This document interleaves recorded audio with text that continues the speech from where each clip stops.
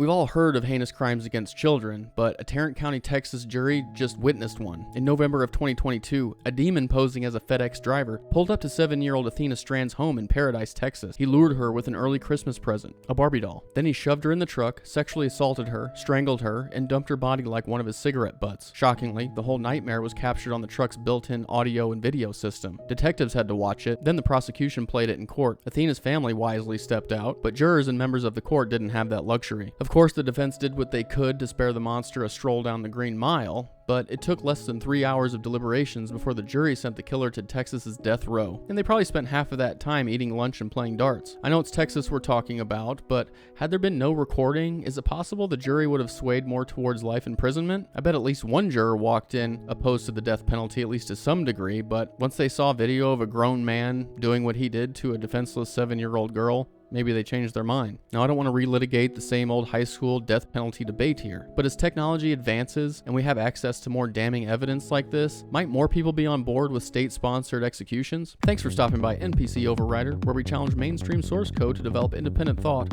one user story at a time. Grab a wet sponge, and let's check out the latest programming. Block 1. The death of reasonable doubt.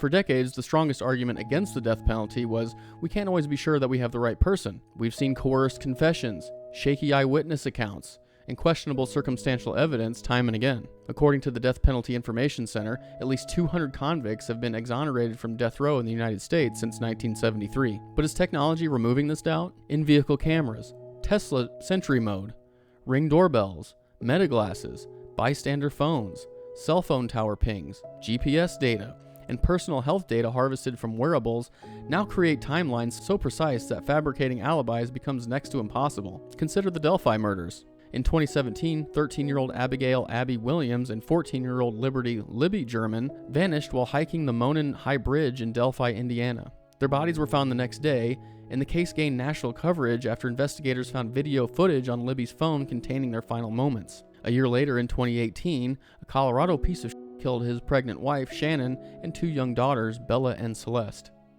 Part of the killer's downfall was his neighbor's security camera catching him loading his dead family into the truck like it was moving day. More recently, a Florida jury convicted several men this year for a gang-related assassination of rapper Julio Fulio, where hotel security and Tesla Sentry Mode footage left little to the imagination. Jurors aren't just deciding beyond a reasonable doubt anymore. They're reacting after watching evil play out before their eyes. Block 2, when jurors see it happen. Traditionally, old-school evidence kept jurors at a distance from evil deeds. Courts reviewed zoomed-in autopsy photos, read dry, jargon-packed reports, and heard long-winded second-hand accounts from the witness stand. That's not to say such evidence didn't tell gruesome stories, but jurors rarely, if ever, saw crimes take place. But advanced technologies are removing that barrier. Athena's final moments weren't described, they were replayed. And when jurors see this, they see more than one little girl crying for her mother in the back of a FedEx truck. They also see their own daughters, nieces, or granddaughters.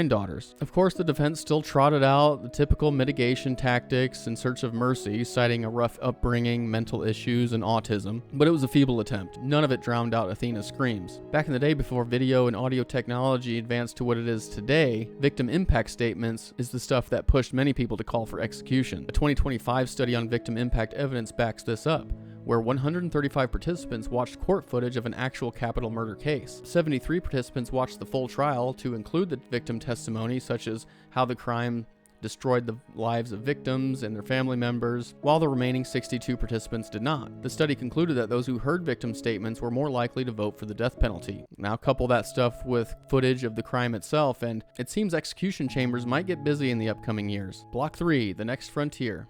Still, we're only getting started.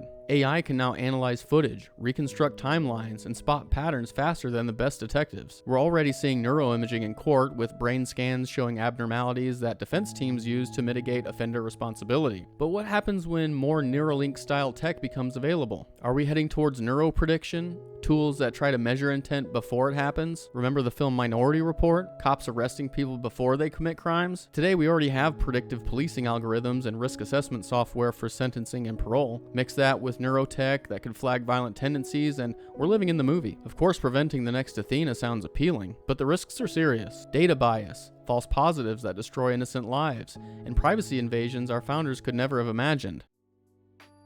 Pausing for a quick admin note. If you made it this far and you like what I'm doing here, please do me a favor and set the like button to true and consider joining the dev team and hit subscribe. I post one 7 to 10 minute video a week digging into social code as it relates to crime, technology, and culture. Plus, unlike others, you can always find my references in the release notes to help make up your own mind. Now, let's get into the final patch.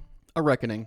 Technology, like everything, is supposed to make things easier. As it relates to the criminal justice system, technology may be sharpening the moral question behind the death penalty debate like never before. As graphic footage and irrefutable evidence floods courtrooms, will more everyday Americans and jurors support the death penalty? And not just for murder. Will we also back capital punishment for the worst non-lethal offenses against children? Florida is already testing those waters, expanding the death penalty to sexual abuse of children under 12 and certain child sex trafficking cases. If this trend of visceral evidence continues, society may decide some monsters don't deserve to breathe air.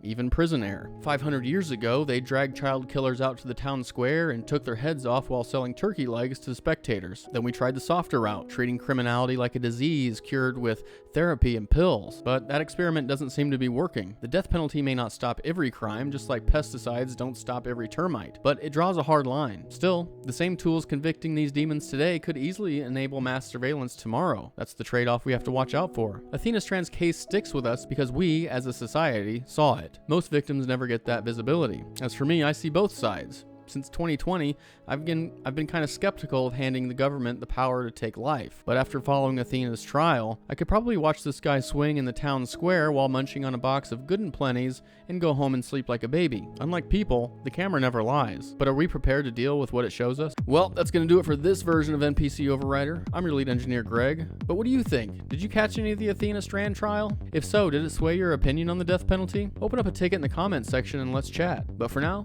we're going to just step out and grab a beer. Thanks so much for stopping by. Have a good one.